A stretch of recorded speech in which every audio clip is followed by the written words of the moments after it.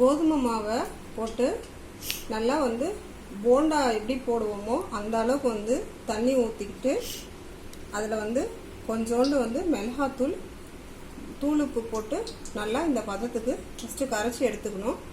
அதுக்கப்புறம் பொடி பொடியாக நறுக்கி வச்சுருக்கிற பெரிய வெங்காயத்தை ஒரு 3 வெங்காயம் நறுக்கி வச்சுருக்கிறேன்.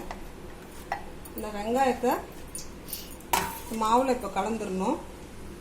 அது கூட கருவேப்பிலையும் கொத்தமல்லி தலையும் இந்த அளவுக்கு பறித்து வச்சுருக்கேன்.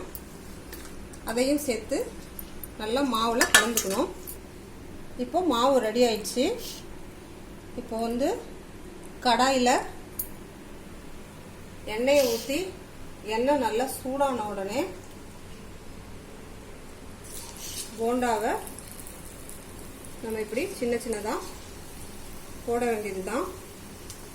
இது ஒரு 10 நிமிஷத்துலே சுவையான கோதுமை மாவில் செஞ்ச போண்டா ரெடி ஆயிடும். இதில் மிளகாத்தூளுக்கு பதிலாக காஞ்ச மிளகா கூட போட்டுக்கலாம் நீங்கள். இது ரொம்ப ஹெல்த்தியான ஃபுட்டு. குழந்தைங்களுக்கு பெரியவங்களுக்கு எல்லாம் கண்டிப்பாக செஞ்சு கொடுக்கலாம்.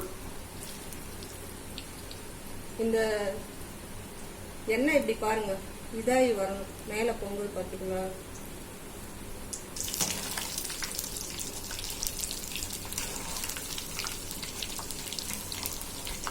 இப்போ பாருங்க, இந்த மாதிரி நல்லா வேகணும்.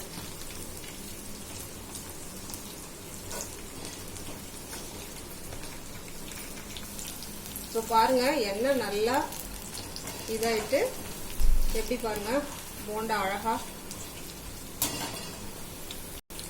பார்க்கவே நல்லா இல்ல.